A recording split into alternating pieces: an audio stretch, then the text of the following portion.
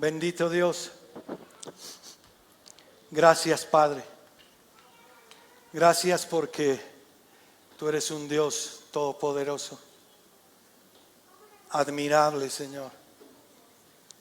Que cada mañana abres nuestros ojos, Señor. Bendito Dios. Gracias por tu gracia derramada en cada uno de nosotros, Señor. No podríamos amarte, Señor, si tú no nos hubieras amado primero, Padre. Quiero en esta mañana, Señor, entregarte todo lo que vamos a compartir, Señor, tu palabra. Ayúdame a ser fiel a tu palabra, Señor. Que no haya nada mío, Señor, nada de interpretación mía o imaginación mía. Que no diga yo pienso, yo creo, yo siento, sino ¿qué dice tu palabra, Señor? ¿Qué está escrito en tu palabra? Esa es nuestra guía, Señor. Ayúdanos, Padre, a pesar de nuestras torpezas, Señor. Ayúdanos que tu Espíritu Santo ilumine nuestros corazones para mostrarnos a Cristo. Para ir rendidos a sus pies, para predicarnos cada día el Evangelio, Señor. Cada día ver tu obra y no nuestras obras, Señor. Ayúdanos, Padre, a concentrarnos, a ser intencionales, a poner atención, Señor. A exponernos a tu palabra, Señor, para que esa palabra nos transforme, Señor. Gracias, Padre, por este tiempo, Señor. Gracias porque sabemos que tú no pierdes la visión de nosotros, Padre. Tú sabes el día y la hora en la cual nos veremos cara a cara, Señor. En ti descansamos, Señor, y vivimos un día a la vez, Señor. Ayúdanos a planificar todo lo que hacemos, Padre, diciendo, si tú lo permites o si tú lo quieres, Señor. Tus planes son perfectos, los míos son intenciones y nada más. Gracias, Padre, por este día, Señor. Bendito Dios, en el nombre de tu amado Hijo Jesús. Amén. Pueden tomar asiento, mis queridos hermanos. Vamos a comenzar a seguir con nuestro estudio de Marcos.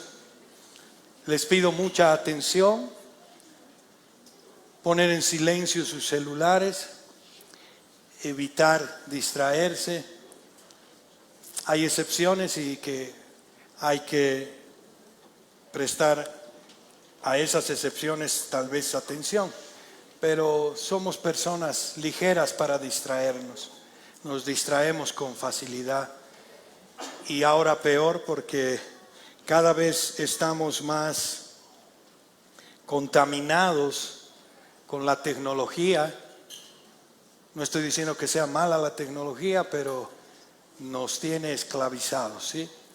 Y ya no dormimos porque tenemos un WhatsApp y tenemos notificaciones y escuchamos en la noche un trin, trin, ¿quién será? Y ya ni siquiera descansamos. A veces pensamos y decimos, ¿cómo han podido vivir antes sin un celular? Hemos logrado vivir y vivíamos tranquilos. Cuando salíamos teníamos que reportarnos a nuestras casas de algún teléfono público. Hoy día ya no. Hoy día estamos conectados 24/7. Pero descansemos hoy para escuchar la palabra de Dios y prestemos muchos nuestro oído, porque como oímos es lo importante. Amén. Amén. Hoy día, hermanos, estamos en el Evangelio según Marcos. Hermoso evangelio, y ver los evangelios es un desafío porque vemos el relato de Jesús siendo Dios y mostrándose. Y hoy día la prédica, el título que le he puesto es Cuando la fe vence al miedo, tocando a Jesús y creyendo su palabra. Y vamos a ver hoy día Marcos del capítulo 5, del 21 al 43, y hoy día concluimos el capítulo 5. Leemos el panorama. Bueno, voy a hacer una pequeña introducción antes de entrar a la introducción y vamos a responder hoy día 3 preguntas, ¿sí? Y les voy a leer las preguntas. La primera es: ¿qué nos enseña la súplica de Jairo sobre la fe humilde y urgente que reconoce su necesidad de Jesús? Esa es una primera pregunta que vamos a responder de los versos del 21 al 24. La segunda pregunta es: ¿cómo muestra esta mujer que la fe verdadera se atreve a tocar a Jesús con confianza, aún en medio de vergüenza, limitaciones y obstáculos? Eso vamos a ver del 25 al 34. Y la tercera pregunta es: ¿qué significa creer la palabra de Jesús por encima del miedo y las circunstancias imposibles? Del 35 al 43. Y bueno, vamos a hacer una pequeña introducción donde siempre nos llevamos al contexto y recordamos lo que estábamos viendo en Marcos. Porque si yo les dijera lo que hemos visto hace 3 semanas, de seguro que ya no lo tienen en mente. Y precisamente hacemos esto para poder repasar y poder meditar en la palabra siempre. Meditar no es estudiar, es siempre tener la palabra en nuestra mente para meditarla y para que Cristo o para que el Espíritu Santo haga su obra en nosotros y pueda mostrarnos a Cristo. Amén, en nuestro día a día. Ahora, cuando leemos el panorama de Marcos del capítulo 1 al 4, y hemos visto que Jesús entrando con autoridad, ya lo hemos visto, en la vida humana. El reino de Dios se ha acercado, dice. Él es bautizado, tentado, llama a sus discípulos, enseña con poder, sana enfermedades y expulsa demonios. En Capernaum su palabra enseña y manda. En Galilea su fama crece. Él calma el mar en plena tormenta y confronta fuerzas que destruyen la vida humana. Amén. Y la última prédica que hemos visto del capítulo 5, del 1 al 20, hemos visto un hombre endemoniado que es libertado y enviado a testificar. La gente, al ver esto, hemos dicho, teme. ¿Y qué hacen? Piden que se vaya Jesús. ¿Por qué? Porque es más importante para muchas personas lo económico, no hay prioridad. Como los cerdos, tantos cerdos han muerto, nos va a dejar sin capital y lo sacan, ¿sí? Todo eso, y hemos visto que el endemoniado es nuestra condición sin Dios. Amén. Ahora, en medio de este marco, Marcos coloca ahora 2 historias íntimamente relacionadas. Jairo, principal de la sinagoga, que implora por la vida de su hija, y una mujer que había sufrido 12 años por una hemorragia, que tímidamente toca el vestido de Jesús y busca sanidad. Marcos no las cuenta separadas por casualidad, hermanos. Las entrelaza para enseñarnos una sola lección sobre la fe. Cómo la fe llega a Jesús y recibe restauración, ¿sí? Ahora, hoy vamos a profundizar Marcos capítulo 5 del 21 al 43 y vamos a hacer lo que deberíamos hacer absolutamente todos, una exégesis de verso por verso. Veremos la técnica literaria de Marcos que utiliza en este relato, que es que podríamos llamar que es como un sándwich o entrelazado, se llama el género que utiliza. Entenderemos el trasfondo, que es muy importante, el trasfondo cultural y teológico. Pureza, estatus, miedo y fe, que podemos vivir en la semana o no vivimos. ¿No vivimos pureza, estatus, miedo y fe? Claro que sí vivimos. Mi intención es que al terminar, cada oyente o cada uno de ustedes puedan responder: ¿cómo voy a tocar a Jesús esta semana? Y vamos viendo pregunta por pregunta, y vamos a ir a la primera pregunta, que es: ¿qué nos enseña la súplica de Jairo sobre la fe humilde y urgente que conoce su necesidad de Jesús? Y voy a leer los versos del capítulo 5, del 21 al 24. Y dice así: pasando otra vez Jesús en una barca a la otra orilla, se reunió alrededor de él una gran multitud. Y él estaba junto al mar. Y vino uno de los principales de la sinagoga, llamado Jairo, y luego que lo vio, se postró a sus pies. Y le rogaba mucho, diciendo: mi hija está agonizando.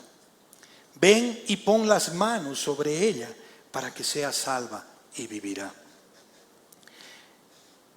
Fue pues con él, y le seguía una gran multitud y le apretaban. Estos versículos son claves. Jairo, principal de la sinagoga. Yo quiero que entendamos eso. Principal de la sinagoga. Llega y se postra ante Jesús. Suplica. Mi hija está agonizando. Ven y pon tus manos sobre ella para que se salve y viva. Jesús va con él. Y una gran multitud lo acompañaba y apretaba alrededor de Jesús. Y aquí vamos a ver varios puntos. El primer punto es el contraste del estatus, la humildad radical de Jairo. En el texto nos dice que Jairo, un líder respetado, se postra. Esto no era un gesto pequeño, hermanos. Si nos vamos al tiempo y al contexto, esto no era un gesto pequeño para los ojos de la gente. Era bajarse de nivel. Eso era. Pero para Jesús era la postura correcta del corazón. ¿Quién era Jairo? ¿Quién era Jairo? Marcos lo presenta como uno de los principales de la sinagoga y lo dice en el versículo 22. En el contexto judío del siglo I, esto significa que no era sacerdote ni escriba, sino un líder laico encargado de la sinagoga local. Sus funciones incluían supervisar el orden del culto, administrar el uso del edificio, escoger quién leía las escrituras y quién predicaba, asegurar la enseñanza adecuada. Miren su responsabilidad. En palabras simples, era una figura de respeto, con autoridad religiosa y social en la comunidad. Así lo veía la comunidad. ¿Qué representa Jairo para los judíos? Respeto y autoridad moral. Ser principal de la sinagoga era un cargo honorable. La gente lo veía como un ejemplo de piedad y liderazgo espiritual. Hermanos, si tenemos que ponernos en ese contexto. Si ustedes verían al hermano Bruce o a mí hincados delante de una persona, ¿qué dirían? ¿Qué le está pasando a este hombre? ¿Por qué se hinca delante de ese hombre? ¿O no? Vean el contexto y la importancia que reflejaba para el pueblo judío esto. La gente lo veía como un ejemplo de piedad y liderazgo espiritual. La identidad comunitaria, ¿cómo veía? La sinagoga era el centro de la vida judía. No solo religiosa, sino también social, hermanos. Jairo representaba el orden, tradición y continuidad del pueblo judío. Y había un vínculo en el sistema religioso de lo que hacía. Aunque no era fariseo ni escriba, estaba muy cerca de los líderes religiosos. Su relación con Jesús podía levantar sospechas, ya que muchos de estos líderes veían a Jesús con recelo. Hemos visto los anteriores capítulos que estaban confabulando contra él para matarlo. Y esto es lo relevante de esta historia, que Jairo, un hombre de prestigio, se postra a sus pies. Eso es impactante. Para los judíos que escuchaban esta historia, esto mostraba una humildad radical. Alguien con honor y poder social, reconociendo, hermanos, su necesidad y sometiéndose públicamente a Jesús. Públicamente. Él estaba rodeado de gente. ¿Y cuál es la lección espiritual para que muestra esta imagen? La fe, hermanos, no es un privilegio de pobres, ni un lujo de ricos. Todos la necesitamos. Los que necesitamos el milagro o acercarnos a Jesús por ver nuestras vidas, cómo estamos. No es estatus, no es. Quizás cada uno de nosotros, o podemos ver gente que tiene un cargo en su trabajo, un ministerio en la iglesia, una imagen que cuidar. A veces cuidamos esas imágenes. La pregunta es, ¿te postras delante de Jesús con la misma radicalidad? Públicamente. En nuestra cultura la presión social nos dice, mientras muestra que lo que tienes, todo lo tienes bajo control. Eso mostramos. Todo lo que yo hago está bajo mi control. No puedo mostrar descontrol en mi vida. Eso es estatus. No, ¿qué va a decir la gente?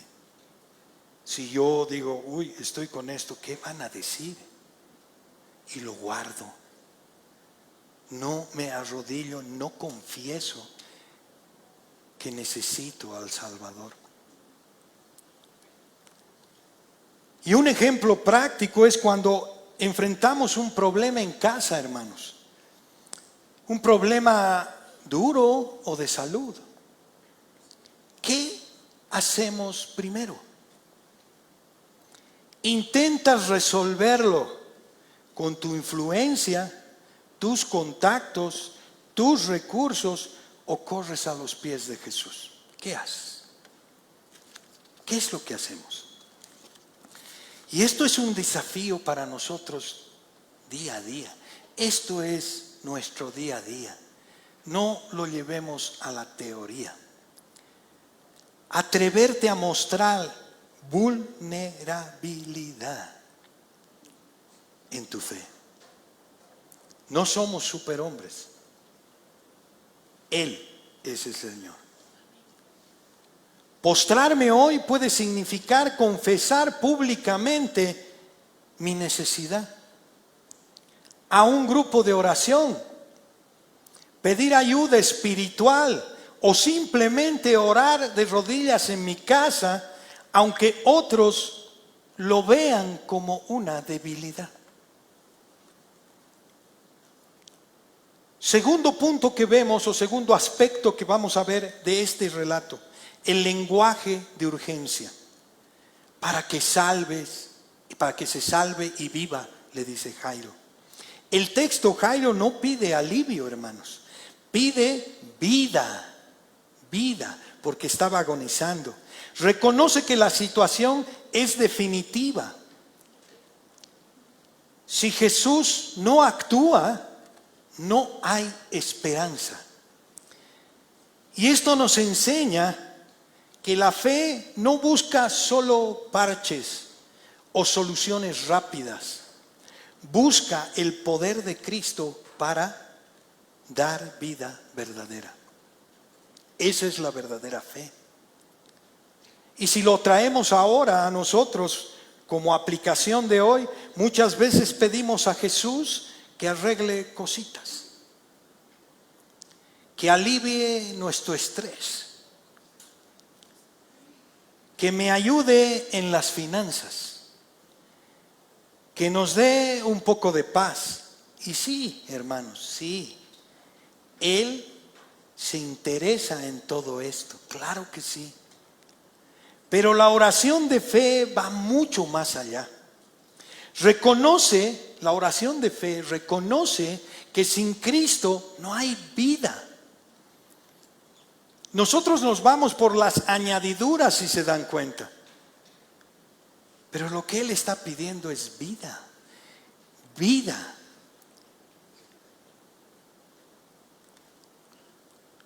Sin Cristo no hay vida, ni ahora ni en la eternidad, hermanos. No la hay. Solo hay dos caminos en este mundo. O la vida eterna, vida, o muerte eterna. No hay medios.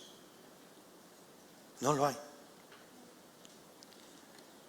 Y un ejemplo práctico es un padre que ora no solo por la salud de su hijo, hermanos, porque muchas veces nos ponemos a orar por la salud de alguien, sino para que su hijo conozca al Señor y viva en Él. Eso es lo que importa. Una madre que pide no solo por el alivio en el trabajo, sino por una vida espiritual en toda la familia. Y esto es un desafío diario para nosotros, diariamente lo vivimos. Y nos deberíamos preguntar, ¿estoy pidiendo a Jesús que mejore la vida? ¿Que mejore la vida o que me dé vida? ¿Qué estoy pidiendo? ¿Qué estoy pidiendo? ¿Que me mejore o que me dé vida? En nuestra oración debería estar enfocada en lo eterno, no en el ahora. Señor, no solo quiero resolver este problema, quiero tu vida que llene este vacío que hay acá en mi corazón. Tercer aspecto que podemos ver en este texto: Jesús accede y camina con él. En el texto dice que Jesús escucha la súplica y va con Jairo. Antes de que ocurra el milagro, porque aquí todavía no ha ocurrido nada, ya vemos su disposición. Camina al lado de los que claman. Wow. Esto nos enseña que nuestro Señor no es indiferente. Se detiene, escucha, acompaña.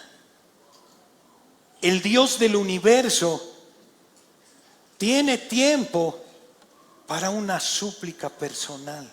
Claro que sí.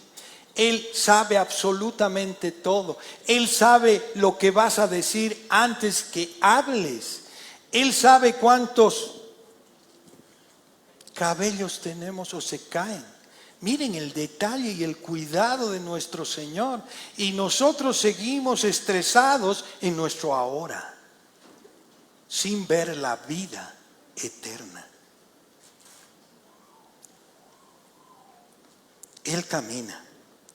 Y la aplicación para hoy, A veces sentimos que nuestras peticiones son muy pequeñitas o que Dios está ocupado en cosas grandes, muy grandes.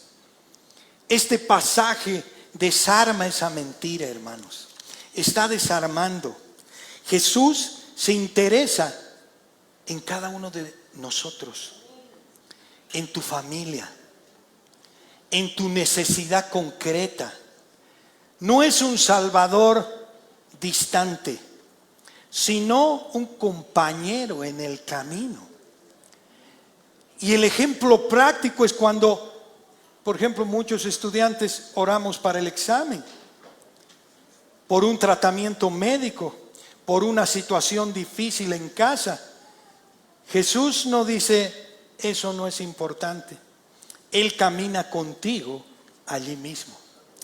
No hace el trabajo por ti, hermanos. Cuidado que si no ha estudiado nada, obviamente no va a ir a hacerte el otro examen. No.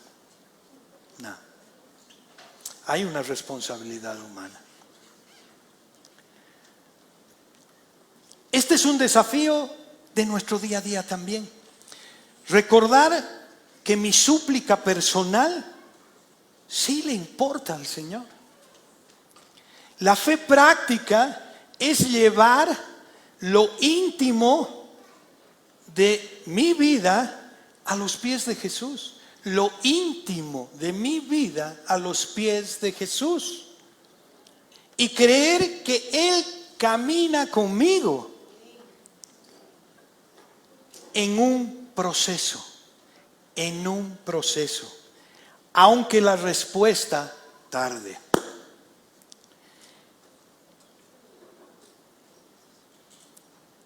Y podemos decir de estos pequeños versículos que la fe en Jesús nos llama a humildad radical.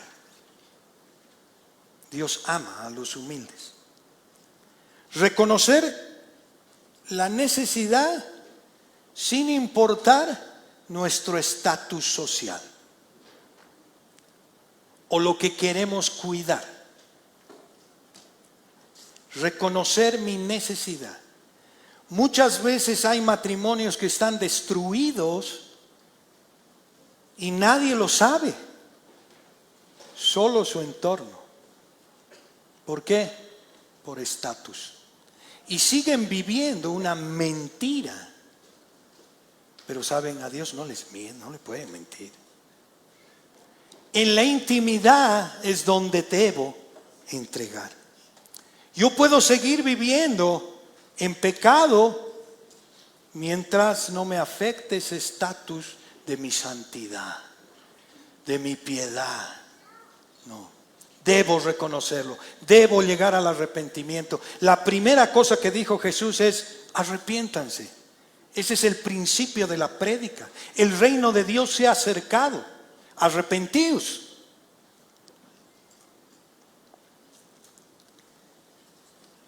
La fe en Jesús nos impulsa a pedir vida eterna, no solo a solucionar una partecita, algo superficial.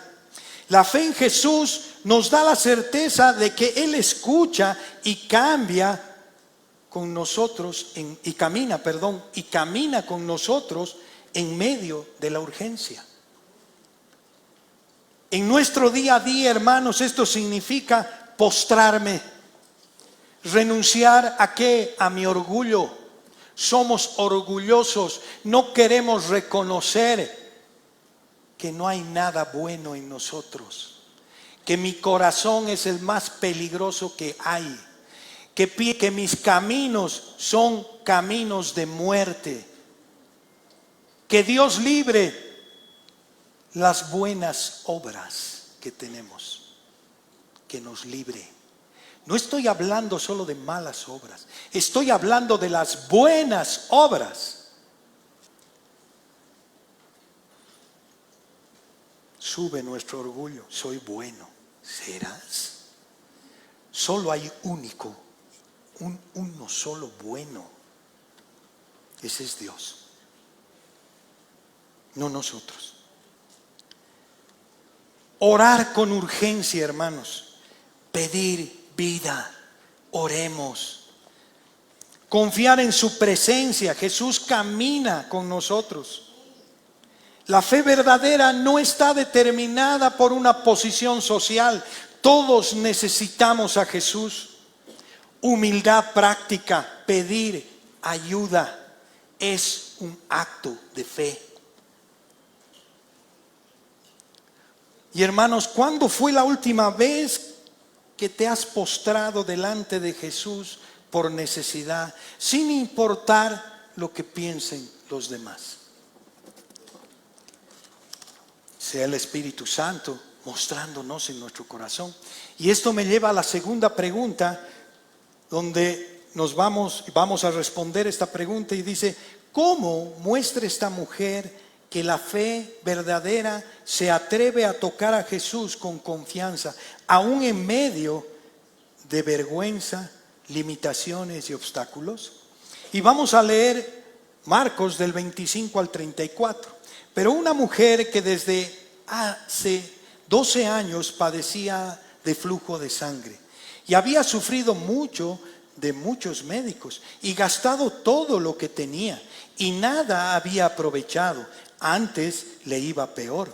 Cuando oyó hablar de Jesús, vino por detrás entre la multitud y tocó su manto, porque decía: si tocare tan solo su manto, seré salva.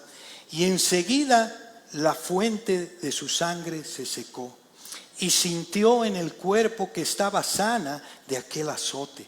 Luego Jesús, conociendo en sí mismo el poder que había salido de él, volviéndose a la multitud, dijo: ¿quién ha tocado mis vestidos? Sus discípulos le dijeron: ¿ves que la multitud te aprieta y dices: ¿quién me ha tocado?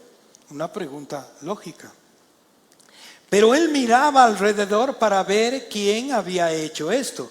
Entonces la mujer, temiendo y temblando, sabiendo lo que ella había hecho, vino y se postró delante de él y le dijo toda la verdad. Y él le dijo: hija, tu fe te ha salvado. Tu fe te ha hecho salva. Ve en paz y queda sana de tu azote. Amén. Y estos versículos, si lo parafraseamos, podemos decir que hay una mujer que desde hace 12 años sufre un flujo de sangre y ha gastado todos sus recursos en los médicos y no ha mejorado para nada. Se acerca entre la multitud, cree que si toca, si quiere el manto de Jesús, será sanada. Toca el borde de Jesús, inmediatamente se detiene la hemorragia y Jesús siente que ha salido el poder de él. Y pregunta: ¿quién me ha tocado? La mujer temblando confiesa y Jesús la llama hija y le dice: tu fe te ha salvado. Ve en paz y queda sana de tu mal. Amén. En este contexto cultural es importante vernos en qué contexto ha pasado esto, cultural y teológico. Impureza ritual. Según la ley mosaica que está en Levítico 15, el flujo de sangre hacía que la mujer ritualmente inmunda, tocarla o que ella tocara objetos, contagiaba esa contaminación y la excluía de la vida religiosa y de todo, hermanos. Y ella vivía marginada. Imagínense, y si yo me voy al Antiguo Testamento, no voy a leer todo lo que dice Levíticos 15, del 19 hasta el 30, porque no tengo el tiempo para hacerlo, pero voy a resaltar para que vayamos lo que dice el Antiguo Testamento, porque esto era una parte del Levítico de la ley. Y Jesús vino a cumplir la ley. Ahora, cualquiera que la tocare será inmundo, decía Levítico. Todo aquello sobre lo que ella se acostare mientras estuviere separada, será inmundo. También todo aquello sobre lo que se sentara será inmundo. Y cualquiera que tocare su cama será inmundo. También cualquiera que tocare cualquier mueble sobre el que ella se hubiere sentado, era inmundo. Y lo que estuviere sobre la cama o sobre la silla en que ella se hubiera sentado, el que la tocare será inmundo. Si alguno durmiere con ella y su menstruo fuera sobre él, será inmundo. Y la cama sobre la que ella duerme será inmundo. Imagínense eso. Imagínense lo que ella ha vivido por 12 años.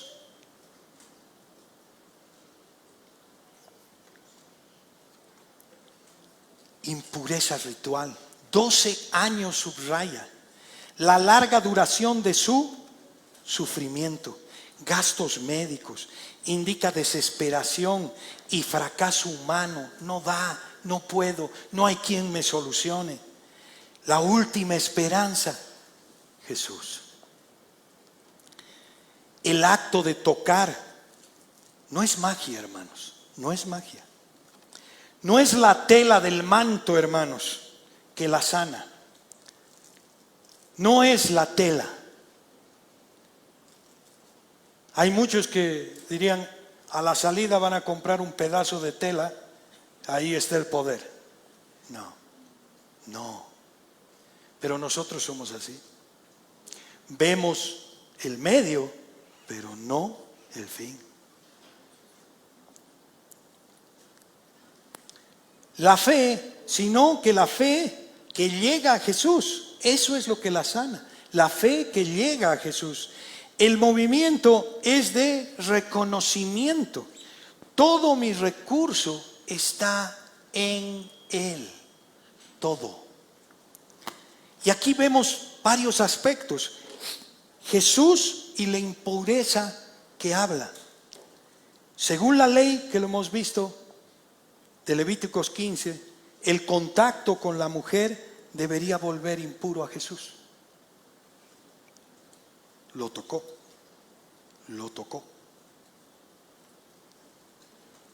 Eso es importante verlo, lo tocó.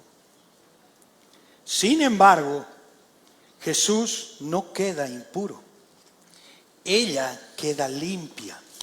Tenemos que observar esto. Aquí, hermanos, vemos una señal profética.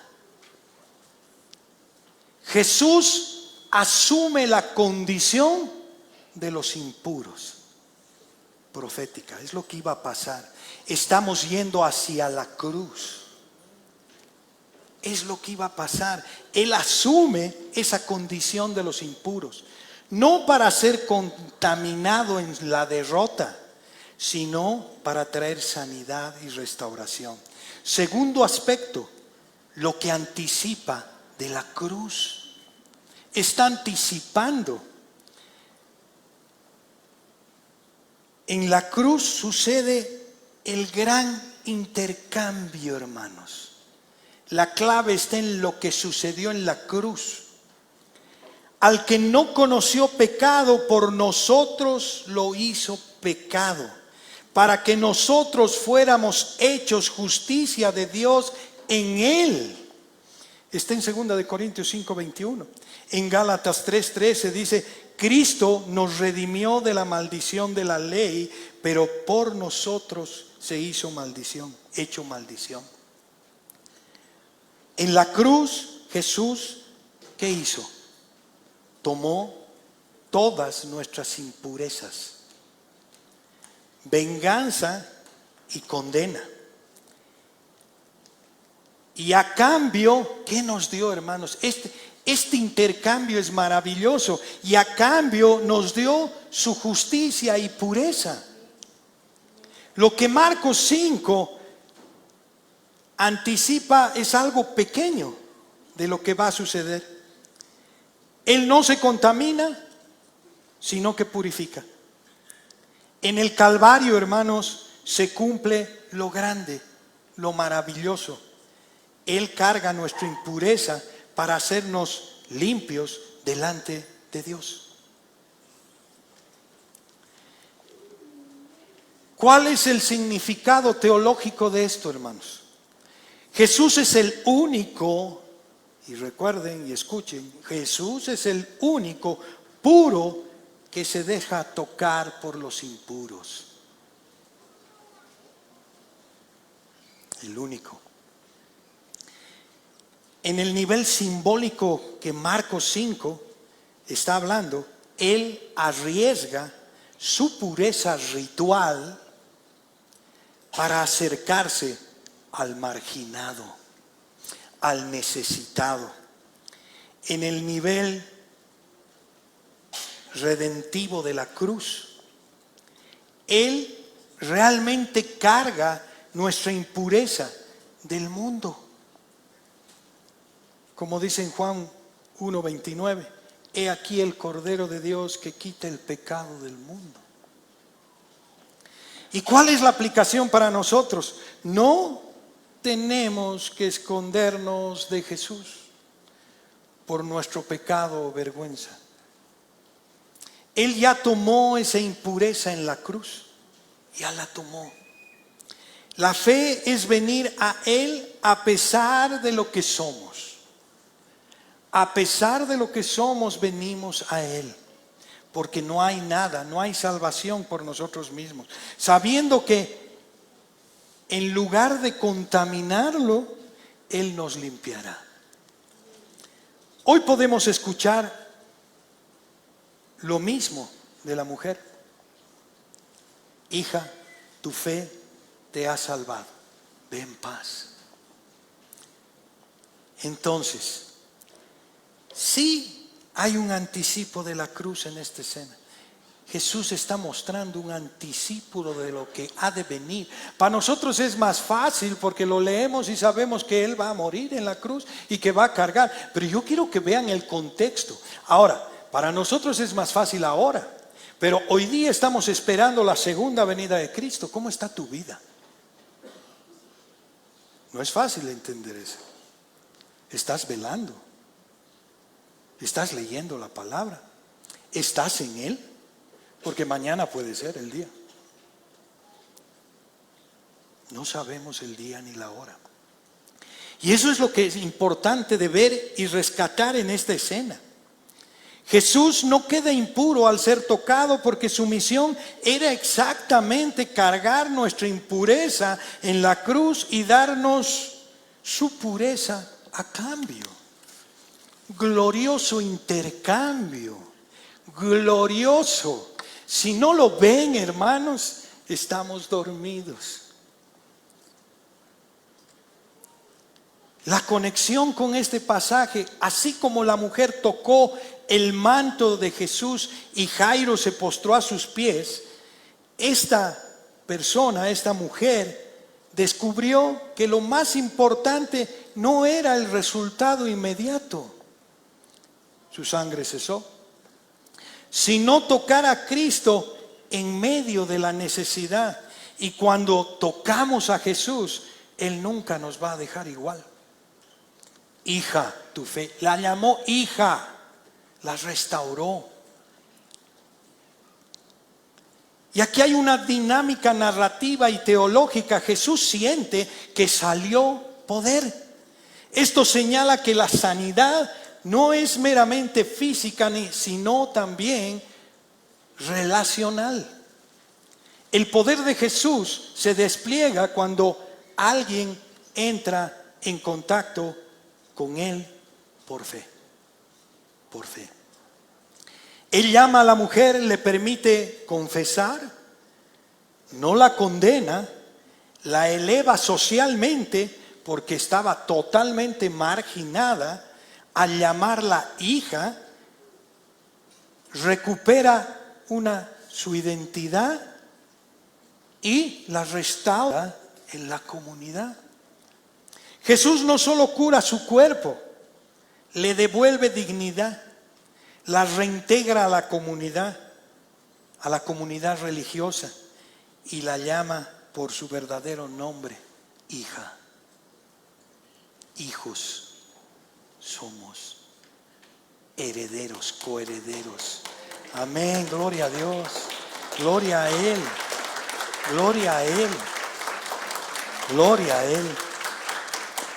Amén, amén. Y ahora nos vamos a la tercera pregunta. ¿Qué significa creer en la palabra de Jesús por encima del miedo y las circunstancias imposibles? Y vamos a leer el texto del 35 al 43. Mientras él aún hablaba, vinieron de casa del principal de la sinagoga diciendo: tu hija ha muerto. Papás, pónganse en esa situación. Tu hija ha muerto. ¿Para qué molestas más al maestro? Pero Jesús, luego de que oyó lo que decía, dijo al principal de la sinagoga: no temas, cree solamente. No temas, cree solamente. ¿Se han asustado con el ruido? Bien, han despertado. No temas, cree solamente. Y no permitió que siguiesen nadie sino Pedro, Jacobo y Juan, hermano de Jacobo. Y vino a casa del principal de la sinagoga y vio el alboroto y a los que lloraban y lamentaban mucho. Y entrando les dijo: ¿por qué alborotáis y lloráis? La niña no está muerta, sino duerme. Y se burlaron de él. Mas él, echando fuera a todos, tomó al padre y a la madre de la niña y a los que estaban con él y entró donde estaba la niña. Y tomando la mano de la niña, le dijo: Talita cumi, que traducido es: niña, a ti te digo, levántate. Y luego la niña se levantó y andaba, pues tenía 12 años. Y se espantaron grandemente, pero él les mandó mucho que nadie lo supiese y dijo que se le diese de comer. Veamos estos versículos y hagamos un parafraseo. Mientras aún hablaba, dice, aún hablaba, llegan noticias. Tu hija ha muerto. ¿Para qué molestas al maestro? Ya está muerta. Jesús, sin despejarse, sin dejarse intimidar por la noticia desalentadora, ¿qué dijo a Jairo? No temas, no temas, cree solamente. Llega a casa, Jesús permite que entren Pedro, Juan, Jacobo o Santiago y los padres. En la habitación la gente llora y se burla. Jesús toma a la niña de la mano y dice: Talita cumi, que significa: niña, a ti te digo, levántate. La niña se levanta y comienza a andar. Jesús pide que le den de comer y manda que no divulguen mucho.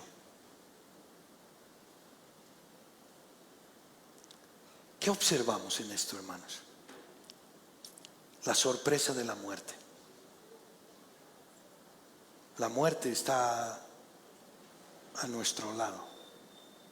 Podemos morir mañana, hoy mismo. ¿No han visto en el internet muchos de ustedes?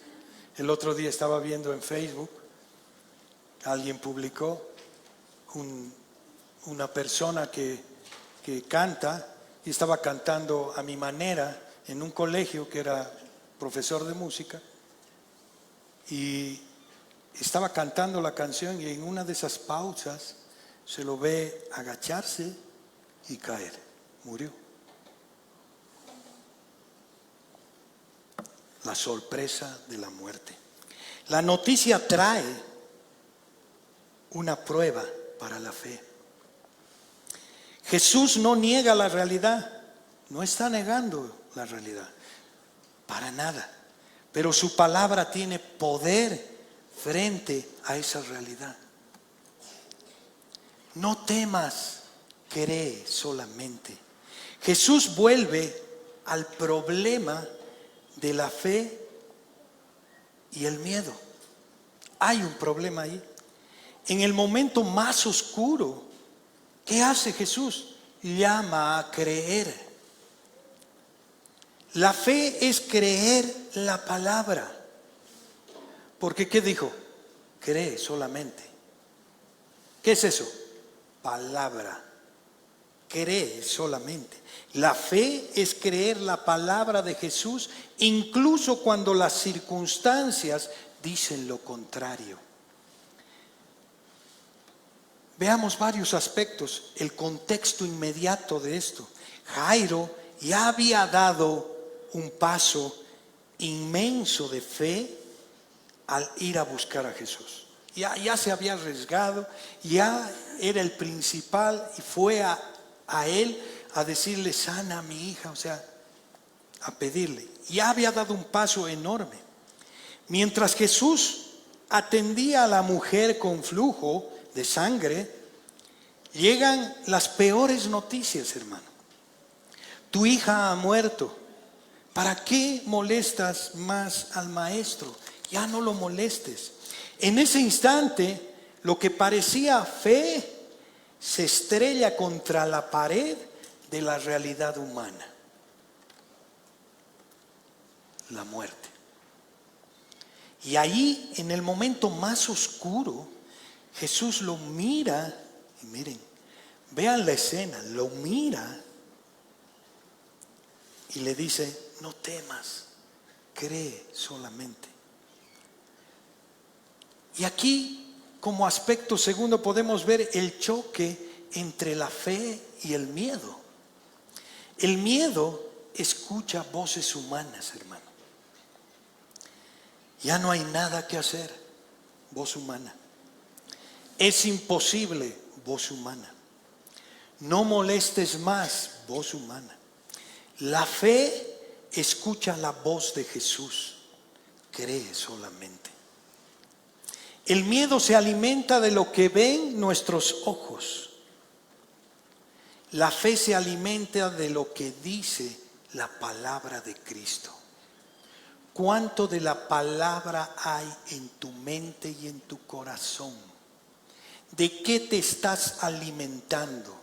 Porque el momento de la tormenta va a venir esas voces humanas. Es imposible, ya no hay nada más que hacer. ¿A quién vas a escuchar? Ahí vemos una verdad clave, hermanos. La fe no niega la realidad, pero afirma que la última palabra la tiene Jesús. La fe como don que vence al miedo. La fe es un don que vence al miedo. El imperativo, porque es un imperativo, cree, muestra que la fe no es una emoción pasajera, hermanos, sino un acto de obediencia a la voz de Cristo. Es un acto que me lleva a obedecer a Cristo. Esto se conecta perfectamente con Romanos 10:17, que dice, la fe es por el oír y el oír es por la palabra de Dios.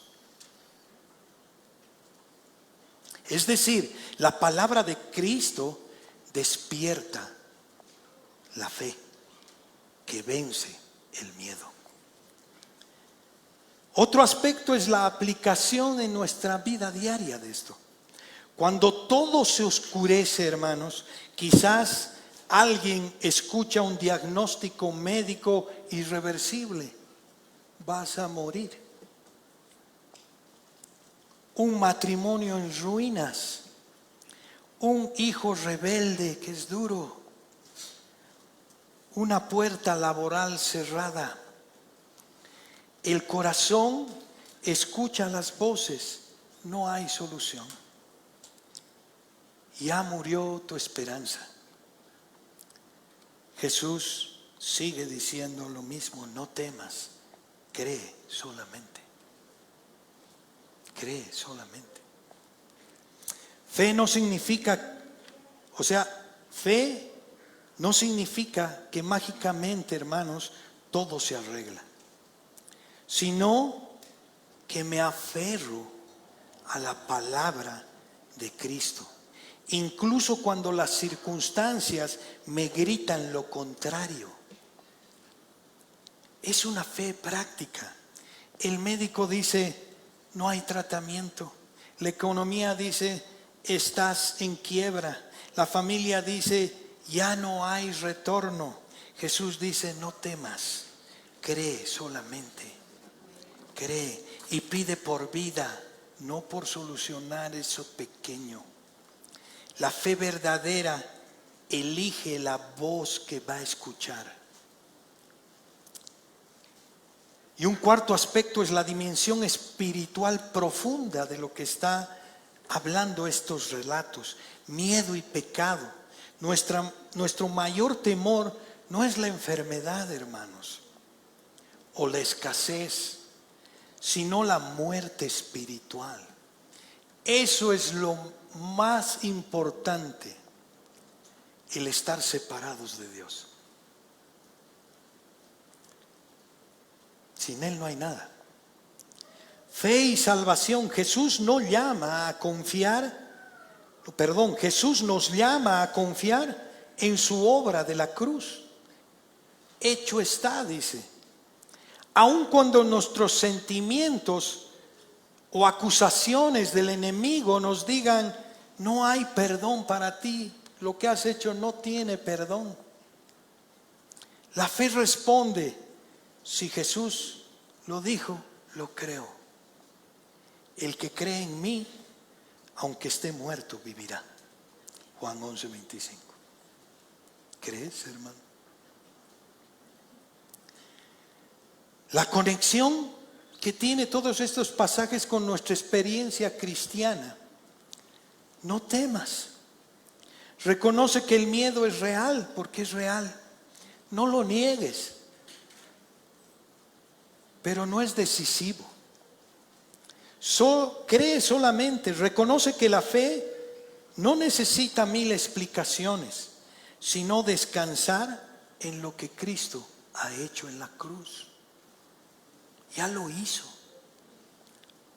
En la práctica esto significa tomar un versículo de la Biblia, una porción de la Biblia, orar, meditar en medio de la tormenta.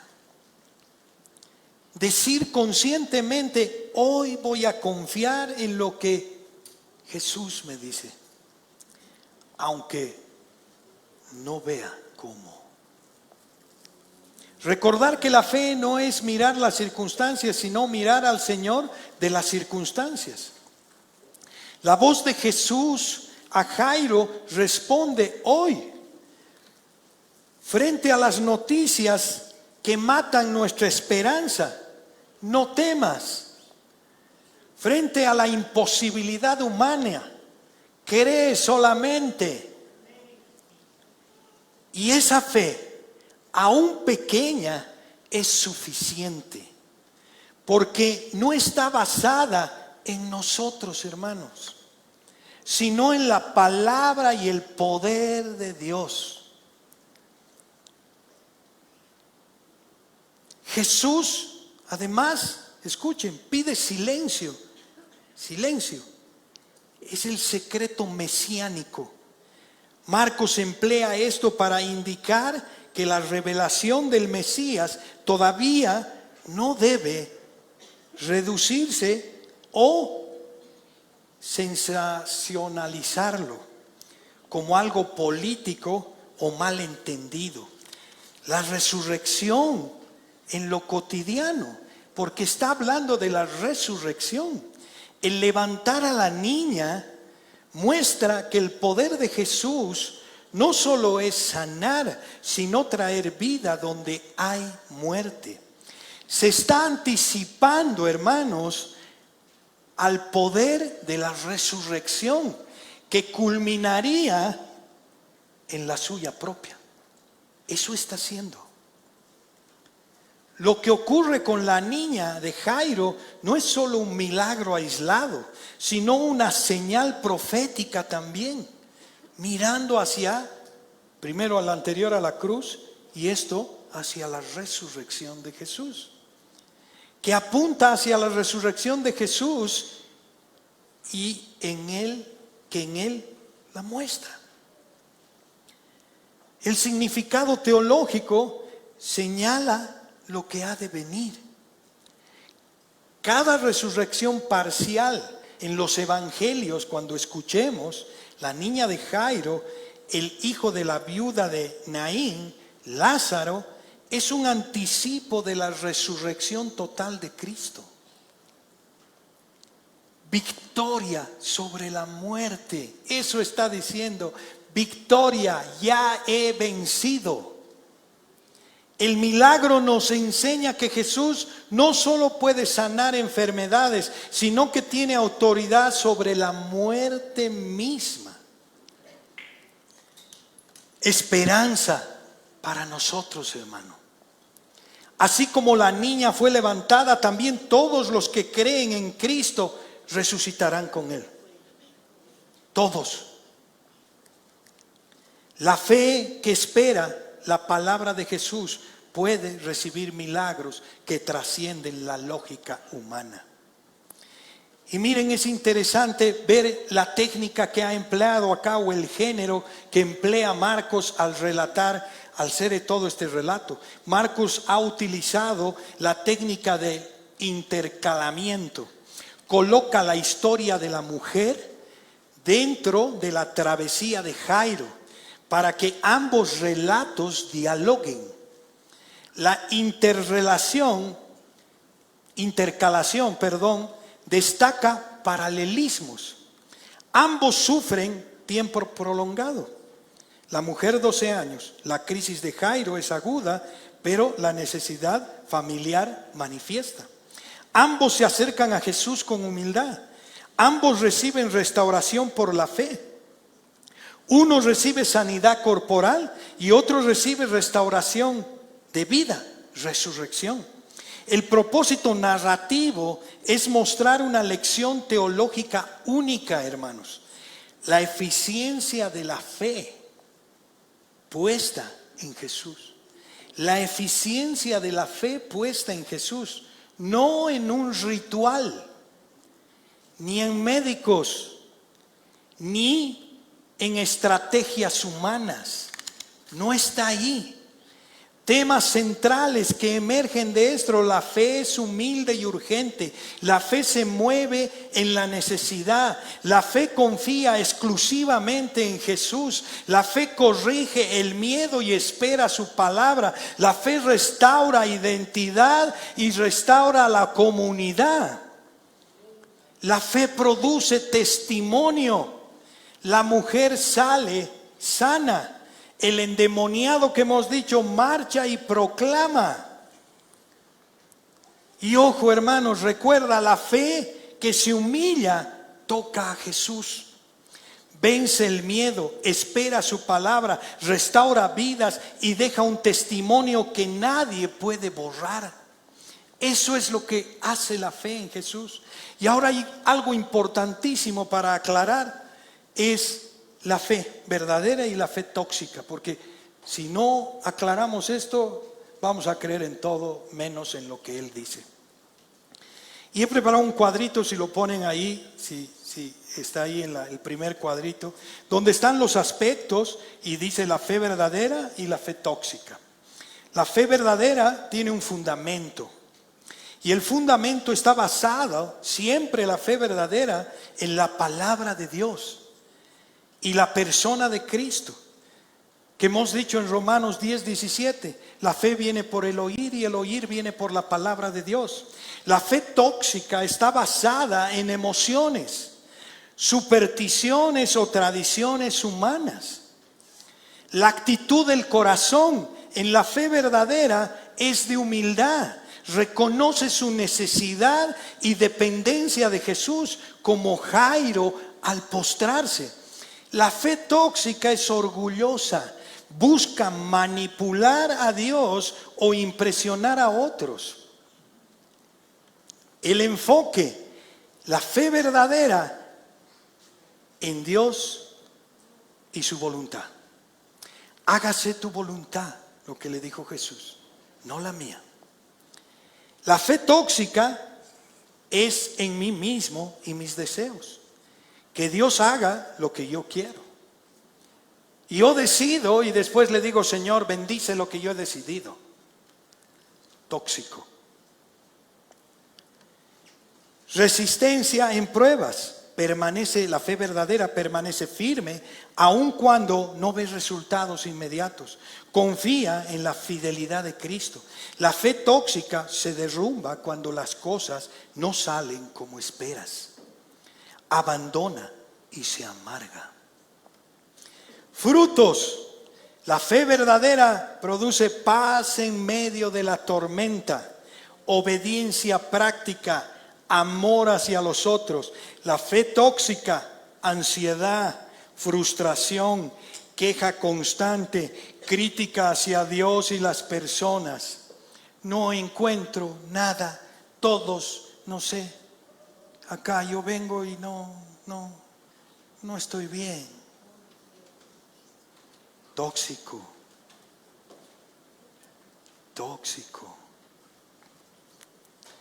Relación con el miedo. Escucha la voz de Jesús. No temas, cree solamente.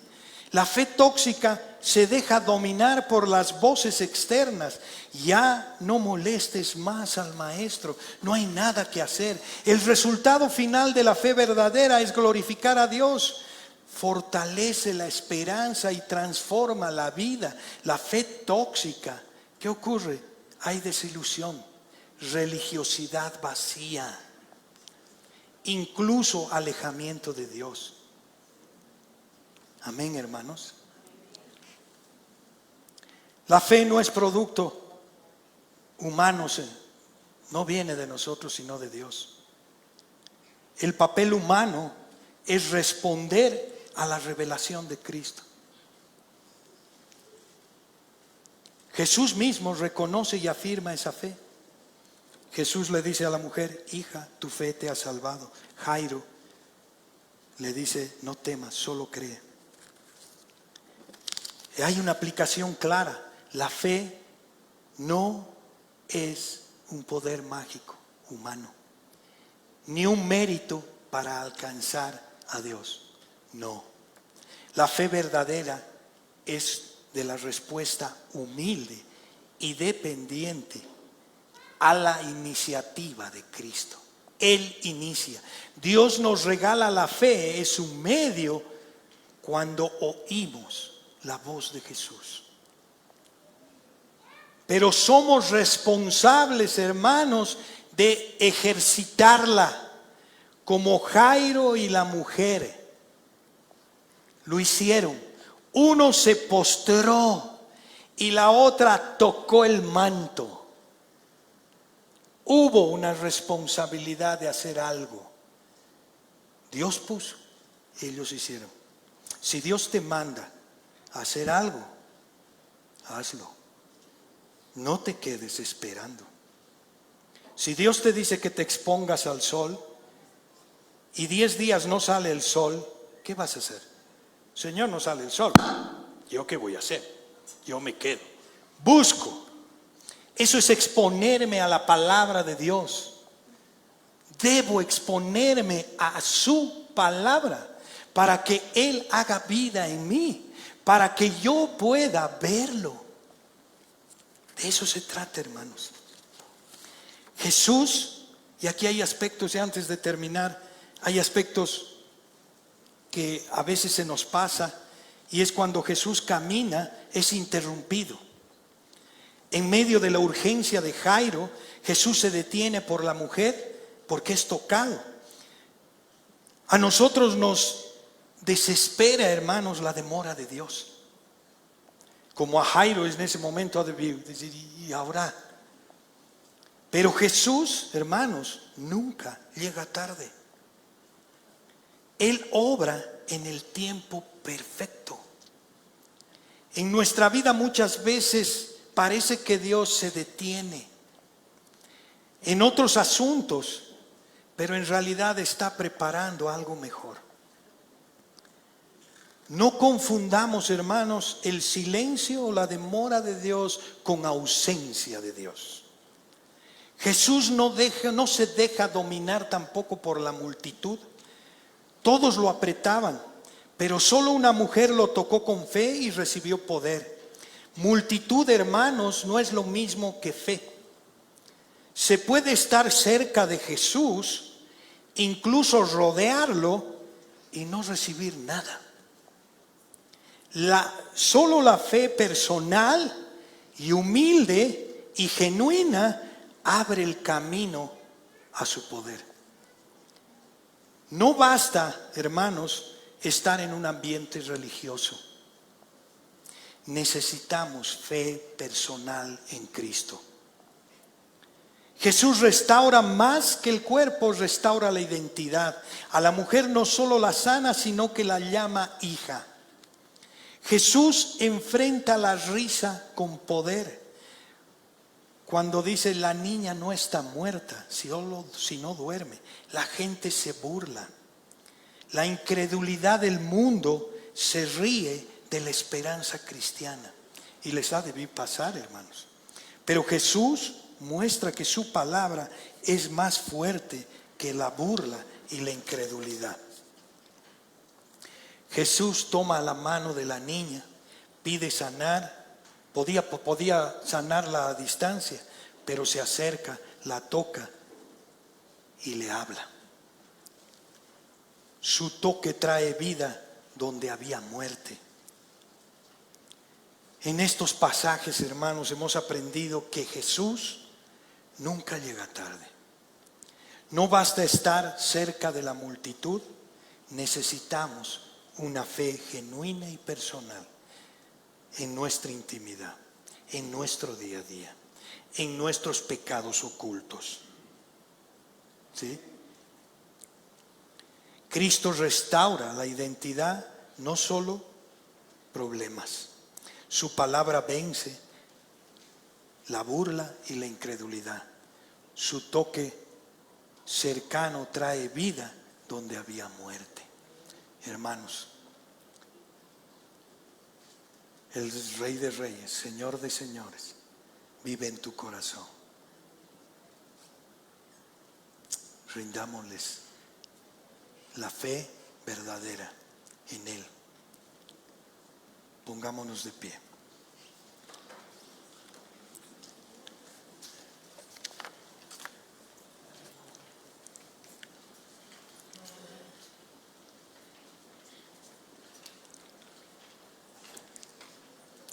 Bendito Dios, cuánto necesitamos verte, Señor. Cuánto necesitamos exponernos cada día más a lo que tú nos has dejado, Señor. A la oración, a tu palabra,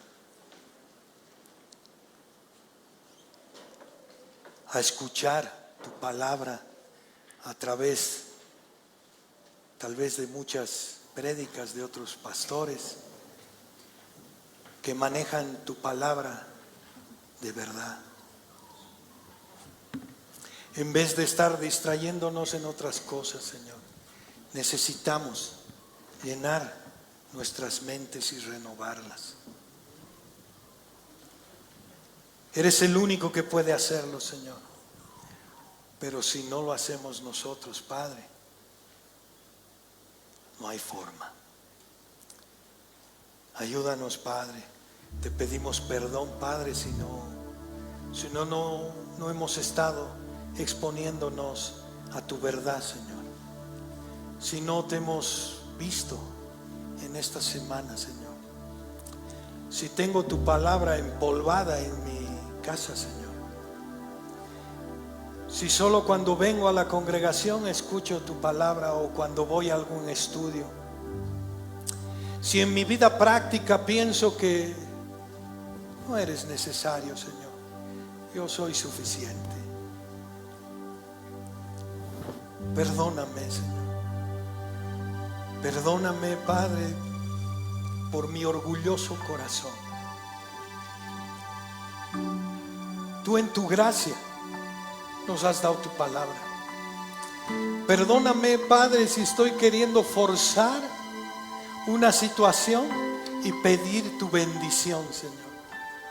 Perdóname, Señor. ¿Qué estoy haciendo? Realmente no estoy entregado a ti, Señor. Perdóname, Padre, porque cuántas veces no duermo, Señor, por pensar que la obra es mía y no tuya, por no amar como tú amas, Señor. Perdóname, Señor. Yo no puedo. Sé tú en mí, Señor. Yo no puedo. No tengo posibilidad, Padre, de hacer algo fuera de ti. Ayúdame, Señor, a verte cada día, a confesar mis pecados, Señor, a no meterme en lugares donde no debo, Señor, a elegir bien con las personas que me junto, Señor, a estar en los lugares donde te necesitan, Señor, a predicar tu palabra, a llevar vida, Señor. Perdóname, Padre, por pensar y creer que yo sé. No sé nada, Señor. No sé nada. Sé tú en mí, Señor. Quiero menguar, Señor. Quiero morir. Yo ya estoy clavado juntamente contigo, Señor. Quiero vivir para ti, Señor. Quiero adorarte en espíritu y en verdad, Señor. Amarte tanto, Señor, que disfrute tu compañía, que disfrute todo lo que hago, porque tú me lo has regalado, Señor. Bendito Dios. Gracias, Padre. Gracias, Señor. Gracias por tu amor y tu gracia. Públicamente, Señor, confieso que te necesito más que a nadie. Gracias, Padre, en el nombre de tu amado Hijo Jesús. Amén.